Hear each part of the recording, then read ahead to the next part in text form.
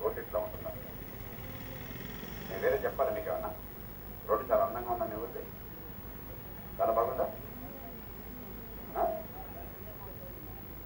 మీకు చాలా బాగుంది కదా? సంతోషంగా ఉందా? ఊరి జనాభా ఎంత ఉన్నదో 8,000 మంది అన్నారా? 5,200 ఓట్లు. 5,000 ఓట్లు అంటే 8,000 జనాభా ఉంటుంది. 5,000 పోటీ అయితే 6,000 ఓట్లు అంటే 8,900 జనాభా. అంటే ఈ 9,000 జనాభా పేరుతో మీ వాటాగా డబ్బులు ఎంత ఖర్చు పెడుతున్నారు అనుకుంటున్నారు ఈ రాష్ట్రంలో? మీ గ్రామం వాటా, మీ గ్రామం వాటాగా మన పన్నుల డబ్బు ఎంత ఖర్చు అవుతుంది మీకు అనేది ఉన్నది. కేవలం మీ 9,000 మంది జనాభా పేరుతో 16 కోట్ల రూపాయలు ఏడాదికి ఖర్చు అవుతోంది మీ పన్నుల డబ్బు. ఎక్కడన్నా కానండి, నాగార్జున సాగర్ ప్రాజెక్టుకి కావచ్చు, నేషనల్ హైవేకి కావచ్చు, బీవీఆర్ రోడ్డుకి కావచ్చు, విజయన రోడ్డుకి కావచ్చు, వేసే రోడ్డుకి కావచ్చు, కాంట్రాక్ట్కి కావచ్చు, స్కూలుకి కావచ్చు, జంటలకు కావచ్చు, మీ వాటా 16 కోట్ల రూపాయలు. ఆ డబ్బు ఖర్చు అవుతున్నట్టు మీకు అనిపిస్తుందా? ఖర్చు అయితే ఈ రోడ్డు ఇట్లా ఉంటుందా? ఈ మొత్తం తినేస్తున్నాం. మనం ఏమనుకుంటున్నాం, రాజకీయం అంటే ఎవడు గెలుస్తాడు, ఎవరు ఓడతాడు, గెలిచేవాడు కొట్టేద్దాం. ఇందాకే శ్రీనివాస మాస్టర్ చెప్పారు, అందరికీ కూడా లోక్సభ అభిమానం ఉంది, ఓటుకు వచ్చేసరికి వేస్ట్ అయిపోతుంది కదా, మురిగిపోతుంది కదా. అరే 16 కోట్ల రూపాయలు తినేసి దోచుకునే గాడిని కూడా కొట్టేస్తే ఈ మురికి కాలంలో వేసినట్లు లెక్క. మురిగిపోయేటప్పుడు వీళ్ళందరికీ ఓట్లేశారు మీరు, అప్పుడు మురిగిపోయిందా? మీ బతుకులు చితికిపోయినాయా? నిజాయితీ పనులకి సముద్రం కొట్టేస్తే మురిగిపోతాయా? ఇక్కడ ఏం ఆలోచిస్తున్నాం మనం? ఓటు మన కోసమా, పోటీ చేసే వాళ్ళ కోసమా? మన పన్ను డబ్బులు మన బతుకులను గురించా? మన ఊరు రోడ్డు, మన ఊళ్ళో స్కూలు, మన పిల్లల చదువు, వాటిని గురించా? లేకపోతే పోటీ చేసేవాళ్ళు ఈ పార్టీ నాయకుల గురించా? ఒకసారి మీరు చెప్పండి. ఈ ఎన్నికల్లో ఎవరు నెక్కినా నగ్గపోయినా లేకపోతే కిరణ్ కుమార్ రెడ్డి గారు బెదవాడైపోతాడా? చెప్పండి. లేకపోతే ఆయన పార్టీ నగ్గలేదు, ఆయన బెదవాడైపోతాడా? చంద్రబాబు నాయుడు గారు ఏమన్నా పాపం అకస్మాత్తుగా తిరిగి లేకుండా అయిపోతారా? జగన్ గారికి ఏమన్నా విలాసాలు తగ్గిపోతాయా? చెప్పండి. వీళ్ళలో ఏ ఒక్కడికి నష్టం ఉందా? పోనీ నాకు నష్టం ఉందా? నేనేం ఒక్క పైసా అన్యాయంగా సంపాదించలేదు, బతుకంతా కూడా జనం కోసం బతికాను. ఏదో తినడానికి గౌరవప్రదంగా ఉంది, నాకు అంతకంటే ఆశ లేదు.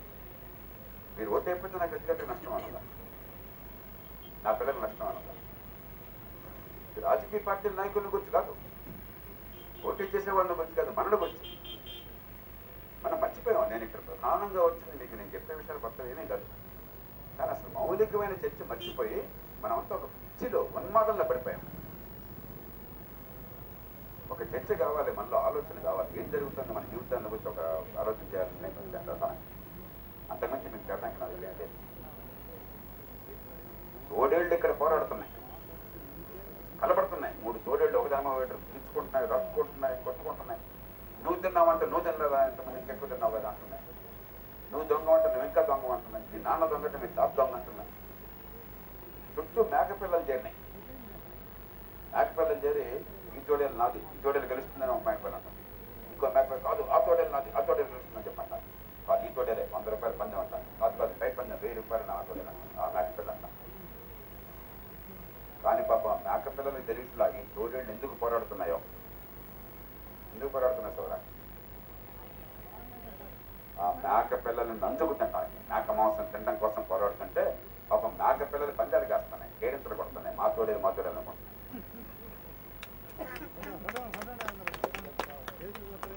ఇక్కడ ఏ ఊరికి పోయినా కూడా ఇది మా కుల పార్టీ, ఇది మా కుల పార్టీ. ఏం కులం అయ్యా మీరు గొప్పగా?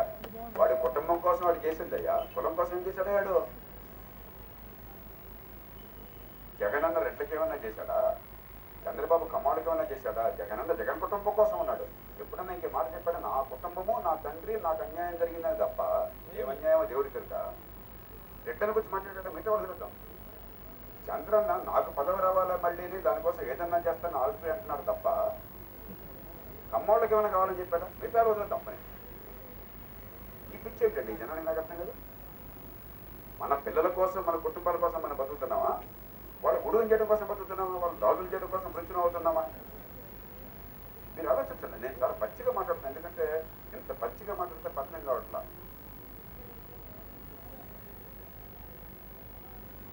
అందుకే ముందు కరెక్ట్ పరిస్థితి. ఓటు మన కోసం, మన పిల్లల కోసం మనకు అర్థమయ్యేదాకా ఎవడొచ్చినా కూడా మన బతికిస్తాను. ప్రపంచంలో ఎక్కడైనా కూడా మనకంటే చాలా తర్వాత స్వతంత్రం వచ్చి మనకంటే గోల్డంత పేదరికం ఉన్న దేశాలన్నింటిలో పేదరికం పోయిందే. అక్కడ అన్ని చోట్ల కూడా చదువు వచ్చిందే. డబ్బు లేని కుటుంబంలో పుట్టినా కూడా పిల్లలు బ్రహ్మాండంగా ఎదుగుతున్నారే. ఒక్క దిక్కుమాలిన భారతదేశంలోనే దుర్మార్గుల పుణ్యమాన్ని ఎందుకంతలాగా? కూలీ కూడా కూలీ ఎందుకు కావాలా? ఇందాక కుర్రాన్ని అడిగాను, 37 ఏళ్ళ కుర్రాడు, ఎవరైనా చదువుకోలేదని చెప్పాడు నాకు.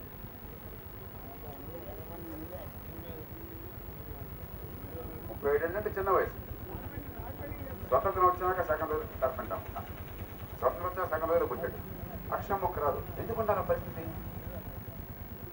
ఆయన పిల్లల స్కూల్ పంపి చదువుతున్న నమ్మకం లేదు. ఫీజు కట్టి వాడి కార్డు కార్డు పెట్టుకుని సీట్లు తెప్పించుకున్నా నెలకి 500 700 కట్టినా కూడా చదువుతున్నాను గారికి. ప్రపంచంలో 74 దేశాల్లో పిల్లల చదువు ఎట్లా ఉంది, ఏం నేర్చుకుంటున్నారని చిన్న చిన్న ప్రశ్నలు పెట్టి ఒక సర్వే చేశారు. దానిలో మన దేశాన్ని కూడా చేర్చారు. మన చాలా అభివృద్ధి చెందుతున్న దేశము, ఈ నాయకుల పుణ్యమని ఘరానా దేశం అనుకుంటున్నాం కదా, మనకు కూడా చేర్చారు. ప్రపంచంలో అన్ని పెద్ద దేశాలు ఉన్నాయి. మనం ఏ స్థానంలో ఉన్నాం తెలుసా? ఎవరైనా చెప్తారా? నేనన్నా 74 దేశాల్లో సర్వే చేస్తే భారతదేశం ఏ స్థానంలో ఉందో తెలుసా మీకు? చదువు ఎట్లా ఉంది, పిల్లలకి ఏమన్నా చదువు వస్తుందా తగ్గుతుందా అని సర్వే చేస్తే మనం ఏ స్థానంలో ఉన్నాం తెలుసా మీకు?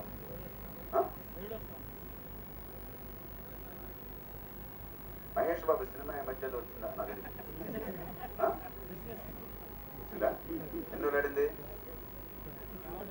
అది బాగా తెలుసు. కలెక్షన్ అంతా ఏమయ్యా చెప్పండి, అసలు ఏమవుతుంది మన బతుకు? 74 దేశాల్లో సర్వే చేస్తే అడుగు నుంచి 2వ స్థానం భారతదేశం. మన అదృష్టం కొద్ది కజకస్తాన్ మనకంటే దరిద్రమైన దేశం అవుతుంది. కాబట్టి మన అట్టడుగు స్థానం కాకుండా మన బరువు కొంచెం 1 మిల్లీమీటర్కి వచ్చేది. మనతో పోల్చదగ్గ ఏ దేశం కూడా మనంత దౌర్భాగ్యం కలిగింది. ఇంత చండాలంగా ప్రపంచం ఎక్కర్లేదు. వీళ్ళు ఎవళ్ళన్నా కూడా ఏ కులంలో పుట్టినా, ఏ కుటుంబంలో పుట్టినా ప్రతి బిడ్డకి మంచి చదువు అందించడమే మన రాజకీయ లక్ష్యం. దానికోసం ప్రాణం పెడతాం, సర్వశక్తిని కేంద్రీకరిస్తాం, పేదరికాన్ని ఆ రకంగా పోగొడతాం. ఏ కులంలో పుట్టినా సరే నేను ధీమాగా సంపాదించుకోగలను, ఎవరితోనే పోటీపడే నమ్మకాన్ని ఇస్తాం. కనీసం ఆ మాట చెప్పే ప్రయత్నం చేస్తున్నారా? చేతనట్లుగా చేయట్లేదు. ఇది ఒక లక్ష్యము అన్న మాట అన్న చర్చలోకి వస్తుందా? 2012 సంవత్సరంలో అది కూడా లేకుండా అసలు ఇంకా పేదలకు అభివృద్ధి, మేము అందరికీ సంక్షేమం అంటే వాళ్ళని లాగి చెప్పెట్టు కొట్టాలా? వాళ్ళ కళకు నమస్కారాలు చేయాలా? మీరు చెప్పండి.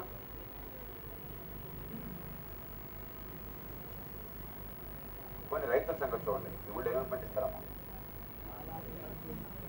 వరి, పత్తి, మిరప. వరి బాగా పండినా కూడా రేటు గ్యారంటీగా వస్తున్న నమ్మకం మీకు అన్నది. ఏం పంట? పీపీటీ అని ఇక్కడ 52.04. 4-5 నెలల క్రితం రేట్ ఎంత ఉంది వస్తాకి?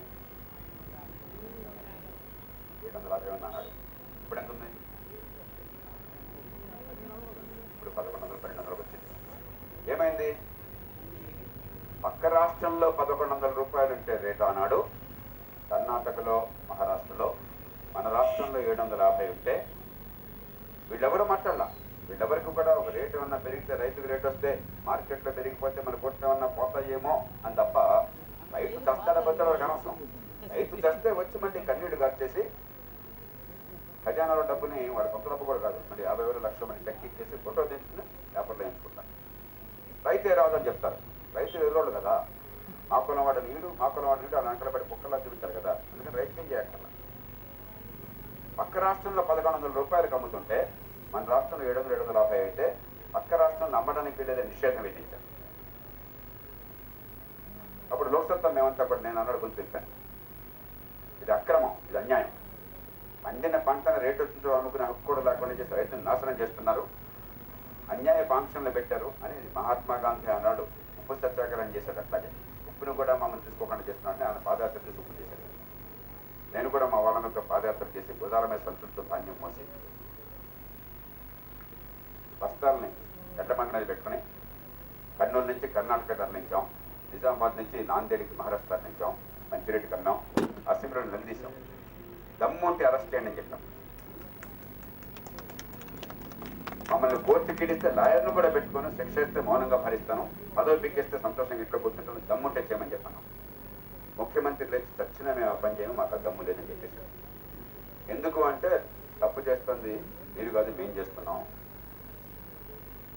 చట్టం ప్రకారం ఇతర రాష్ట్రాల్లో అమ్మే హక్కు ఉన్నా కూడా మేమిక్కడ ఏదో రేట్లు పెరుగుతాయేమో అని లోపాయికారిగా మేము ఇక్కడ ఆర్డర్ ఇచ్చాము, తప్పు మాది అని ఆయన అన్న తర్వాత అప్పుడు ప్రజలకు అర్థమైంది. అప్పుడు ఇది నామమాత్రమే రేటు ఇప్పుడు 1200 వచ్చిందంటే కారణం. ఏడాదిన్నర నుంచి లోక్సత్తా గొంతెత్తిన తర్వాతనే పత్తికి ఎగుమతులు లభించినాయి, నిరుడు మంచి రేటు వచ్చింది. ఏడాది ఎగుమతులు ఉన్నా కూడా ఒకరోజు ఎస్ ఒకరోజు నో, చాను ఆపు, దీనివల్ల కలం పోటుతో రేట్ల దగ్గర ఏర్పాట్లు చేస్తున్నారు వీళ్ళంతా కూడా. దానికోసం రోజు పోరాటం చేస్తున్నారు. కొన్ని పట్టు ఉంది, ఒకనాడు రేటు రాకపోయినా కూడా నిలవ ఉండే పంట కదా.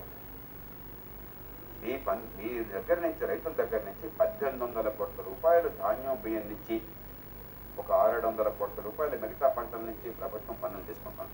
కేవలం పంటల నుంచి పన్నులు తీసుకుంటాను, మిగతా పన్నులు కాకుండా. బుద్ధున్నాడైతే ఏం చేయాలా? మీకు రేటు రాకపోతే ఏం భయపడకండి తమ్ముడు, ఇదిగో గోడౌన్లు కట్టాం, దానిలో దాచుకోండి, ఇదిగో ప్రజలు మీకు ఉన్నాయి కాబట్టి మీ పంటకి మీ ఇంట్లో ఖర్చుకి మీకు డబ్బులు ఉన్నాయి, నీకేం పుష్కలంగా నేను తగనమ్ముకోక్కర్లేదు, ఇదిగో క్వింటాలకి 3,500 4,000 రూపాయలు మీకు ఉన్నాయి, రేట్ వచ్చిందంటే అమ్ముకోండి అని చెప్పంటే ఖచ్చితంగా మళ్ళీ ఇంకో రోజు 6,000 వస్తుంది. ఆ పరిస్థితి ఏమైనా ఏర్పాటు చేశారా? ఎందుకు చేయలేదు? మార్కెట్ కమిటీ ఎందుకు?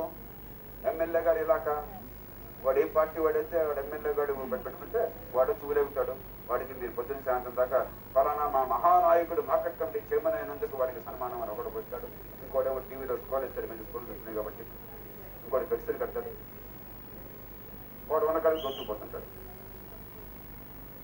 ఎందుకు జరిగింది? ఏ రంగమైనా మీరు చూడండి. నేను ఉడికే మీకు అర్థం కావడం కోసం మర్చిపోకుండా చెప్తున్నాను, అన్నమంతా చూడక్కర్లా, ఉడికిందని తెలుసుకోవాలండి. ఇక వీళ్ళ విధానాలు ఏమిటి?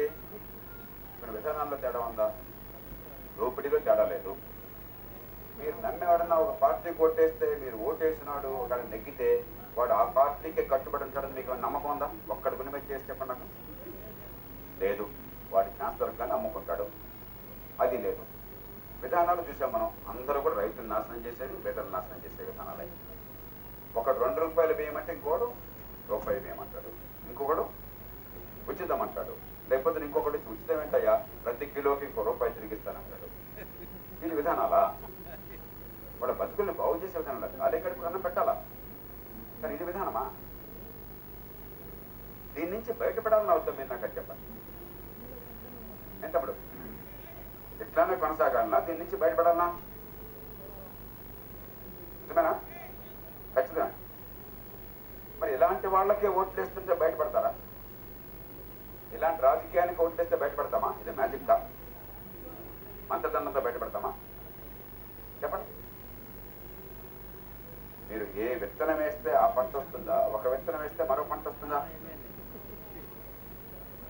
మరి మనం ఇక్కడ ఏమనుకుంటున్నాం? రాజకీయంలో వేసిన విత్తనం వేరు, వచ్చే పంట వేరు అనుకుంటున్నాం. ఎట్లా? విషపు విత్తనాలు నాటితే విషపు పంట వస్తుంది, కానీ అమృతంలాగా తినే పంట ఎట్లా వస్తుంది? రాదు. ఇవాళ రాజకీయం పెడితే విషపు విత్తనాలు నాటుతున్నాం, ఈ పార్టీ ఆ పార్టీ తేడాలన్నమాట. మిమ్మల్ని కోరేది ఈ చర్చ మనలో కావాలి. నేను మిమ్మల్ని కొట్టలేను, తిట్టలేను. కొంచెం గట్టిగానే ఏ పార్టీ నాయకుడు తిట్టాలంటే తిట్టగలను. ఎందుకంటే ఒక తండ్రి పిల్లల్ని ప్రేమిస్తే, పిల్లలు చెడిపోతుంటే, దారి తప్పుతుంటే, నిజంగా తండ్రి ప్రేమించేవాడైతే నాన్న ఇంకా చేత తాకిరాడు, ఇంకా పోయి తాగి కొడుకో అని చెప్పండి. అరే బుద్ధుందా గాడిదా, బతుకులు బాగు చేసుకొని చెప్తాను. ఆ చదువుతో చెప్తున్నాను నేను, అంతకుమించి మిమ్మల్ని కొట్టలేను కదా. ఎట్లాగా ఓటేయాలని శాసించాను కదా. ఓటు మీ హక్కు. మంచోడికి వేసినా చెడ్డోడికి వేసినా పూర్తిగా మీకు హక్కు, పూర్తిగా స్వేచ్ఛ.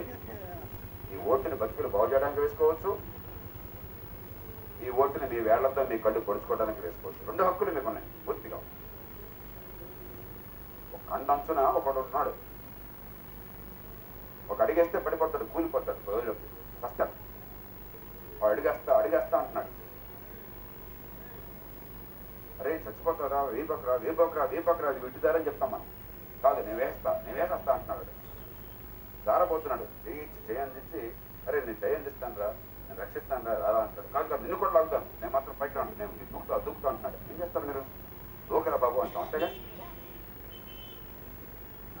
నిర్ణయం మనం చేసుకోవాలి. కొంతమంది నాకు ధైర్యం చెప్తున్నారు, ఇదేదో నా జీవిత సమస్యలాగా ఇదేం ఆధారపడబోకండి సార్, ఇంకొక 20 ఏళ్ళు కష్టపడండి సార్, తప్పకుండా మందే సార్. నాకు కాదు కదా, నాది కాదు కదా నాకు కావాల్సింది, మీది కావాలని నా పోరాటం. నాకు జీవితంలో ఏ లోటు లేదు, ఏ అధికారం ఆశించి నేను రాలా, ఆమెను 10 కోట్లకు అమ్ముకుందామని నేను రాలా. పదవులు చేతగా కాదు. ఇవాళ మహామౌలుగా ఉన్న వాళ్ళందరూ కూడా బత్యాలుగా ఉన్నప్పుడు నేను చాలా అధికారాన్ని చూశాను, వీడు ఊహించిన అధికారాన్ని గౌరవాన్ని చూశాను. ఇవాళ ప్రపంచంలో ఎక్కడికి పోయినా సరే నా దగ్గర రూపాయి డబ్బు లేకున్నా, ఒక్క పదవి లేకున్నా కూడా దేశాధినేతలు కూడా గౌరవించే స్థాయి నేను ఉన్నా. నాకు ఎవడు ఇవ్వక్కర్లేదు. నేను వద్దన్నా కూడా దేశంలో పరిపాలనా సంస్కరణ సంఘంలో సభ్యుడిగా ఉంటే నన్ను కేంద్ర మంత్రి పదవి ఇచ్చారు. నాకు ఇది వద్దు, నాకు అక్కర్లేదని చెప్పంటే కాదు మిగతా వాళ్ళకి ఇవ్వాలా, మరి వాళ్ళకి ఇవ్వాలంటే మీరు తీసుకోకపోతే ఎట్లాగా అని బలవంతంగా ఇచ్చాను. కేంద్ర మంత్రి పదవి ఇస్తే నేను తాళి కట్టిన నా ఇళ్ళకి ఆ సంగతి తెలియదు, నా పిల్లలకి ఆ సంగతి తెలియదు. నేను కారు తీసుకోలేదు, లైట్ తీసుకోలేదు, ఫోన్ లేదు, ట్యూన్ లేదు. ఏ ఆర్భాటం లేకుండా చేసినంతకాలం జాతికి చేశాను. ఇంకా చాలు, దానివల్ల ప్రయోజనం ఇంకా కష్టం ఉండదు అనుకున్నప్పుడు మౌనంగా ఏ డ్రామా లేకుండా రాజీనామా పెట్టేసి జనంలో పడ్డాను.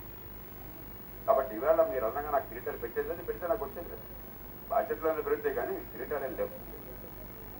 ఎంతకాలం ఈవేళ అవకాశాలున్నా కూడా ఈ బిడ్డల బతుకులు నాశనం చేస్తాం. ఇప్పటికే 1 తరం 2 తరాలు వృధా అయిపోయిన వాడి జీవితాలు చాలా నష్టపోయాయి. ఇంకెన్ని తరాలు నాశనం చేస్తాం? కూలిగా ఉండవలసిందేనా? రైతులు పంట పండించిన పాపాన్ని కన్నీళ్లు కారవలసిందేనా? మన కర్మ అనుకోవాల్సిందేనా? కర్మ కాదు. పూర్తిగా మనం తెచ్చిపెట్టుకున్న సమస్య కానీ ఇది కర్మ కాదు. దీని నుంచి బయటపడే మార్గాలుంటే దానికి రాజకీయం ఎందుకు? సమస్యల నుంచి బయటపడేట కోసం రాజకీయ సమస్య కూర్చున్నది. దీనికి పరిష్కారం కాంగ్రెస్ దగ్గర లేదు, టీడీపీ దగ్గర లేదు, వైకాపా దగ్గర లేదు, లోక్సభ దగ్గర లేదు. దీనికి పరిష్కారం మీ దగ్గర. మీరు తలుచుకుంటాం, మీరు గొంతు కలిపాం. ఎప్పుడో ఒకటి అసహ్యంగా ఉంది. ఇప్పుడు అసహ్యంగా ఉందా లేదా? మన రాష్ట్రంలో ఉన్నంత వికృతమైన రాజకీయం ఎక్కడ జరుగుతుందో ప్రపంచంలో వస్తుంది, దేశంలోనే కాదు. ఏంటంటే ఎంత అసహ్యంగా దుగుత్సాకరంగా ఉంటుంది. ఇంకెప్పుడు వస్తుంది మనకి గొంతు? ఇల్లంతా కాలిపోయా కూడా రాదా? అందుకే మీ ముందుకి జయభాగ్యం గారిని పెట్టాం, ఏల గుర్తుతో పెట్టాం. ఏలా చైతన్యానికి సంకేతం. ఏలా మౌనాన్ని వేడుతున్నాం, ఇప్పటిదాకా మౌనంగా భరించాం, ఇక మేము గొంతు తిప్పుతాం, మేము కలిసి సంఘటితంగా పోరాడతాం అని చైతన్యానికి సంకేతం. మీరు తెలుసుకోవాలి, మీరు వేసే ప్రతి ఓటుకి 100 రెట్ల విలువనిచ్చి మీకోసం, వెంగళాయపాలెం గ్రామం కోసం, ప్రతిపాడు నియోజకవర్గం కోసం, ఈ జిల్లా కోసం, రాష్ట్రం కోసం గొంతుప్పి ఈ రాజకీయాన్ని వేరే బాట పట్టించి ఈ పిల్లల బతుకులు సార్థకం చేసే బాధ్యత నాది. ప్రాణవట్టి దానికోసం పోరాడతాను. మీరిచ్చే ప్రతి సీటుకి 100 రెట్ల విలువని చేకూర్చి ఆ గొంతులో ఉన్నటువంటి నిజాయితీ వల్ల, ధర్మం కోసం, సత్యం కోసం పోరాటం వల్ల దాని ప్రతిష్టలు పెంచి మీకోసం పోరాడతాను. ఇవాళ నన్ను ఎన్నుకున్నది 1 సీటు ఎన్నుకున్నది రాష్ట్రంలో. కానీ రాష్ట్రంలో ఎవరి మాటకు విలువ ఉందో, శాసనసభలో అన్ని పార్టీల వాళ్ళు కూడా వాళ్ళని చదివించినా కూడా తప్పు చేస్తున్నారని చెప్పని ఎవరిని గౌరవిస్తారో మీరు చూస్తున్నారు. అధికారం లేకున్నా కూడా ఎన్ని పనులు సాధిస్తున్నామో మీరు చూస్తున్నారు, రైతులకు కానీ మిగతా రంగాలకు కానీ. ఇదే మీరు అధికారం ఇచ్చినట్టయితే, మీరు సీట్లు ఓట్లు ఇచ్చినట్టయితే, జనం వెనకాల ఉన్నారని చెప్పినటువంటి కలిగితే వాళ్ళు అసలు ఒక్కడే తేలిపరుస్తారు. ఇవాళ ఏమంటున్నారు? చెప్పిగా మీరు వెర్రి వాళ్ళని నమ్మకం వాళ్ళకు, మీరు కదులుతున్నారు అని చెప్పిన సంఖ్యాబలం తెలిస్తే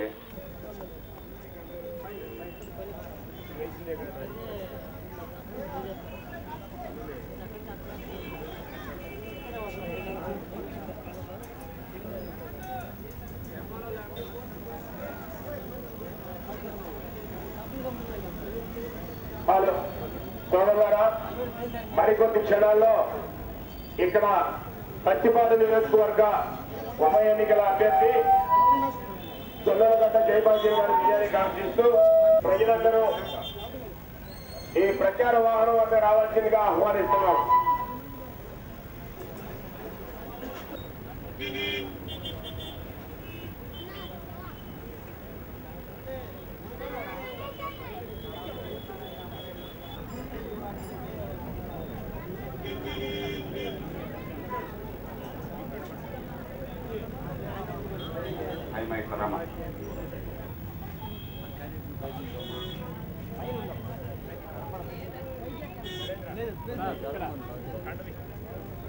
అందరికీ నమస్కారం. మామూలుగా రాజకీయం అంటే ఇవాళ బాగా ప్రచారంలో ఉండి కోట్లు ఖర్చు పెట్టే కుక్కలకి ఇచ్చి బిర్యానీ పొట్లాలు ఇచ్చి లారీల్లో ట్రాక్టర్లు తరలిస్తే వాడు ఊగుతూ ఉంటాడు ఒకడు, నిద్రమొత్తూ ఉంటాడు ఒకడు, ఎందుకు వచ్చామని ఉంటాడు ఇంకొకడు.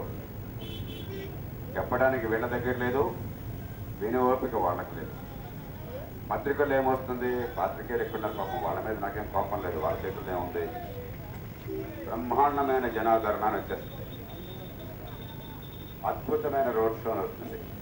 అంటే ఈ రాజకీయాన్ని ఒక వికృతమైనటువంటి క్రీడగా మార్చేశారు. కానీ నిజంగా రాజకీయం ఏం కావాలి?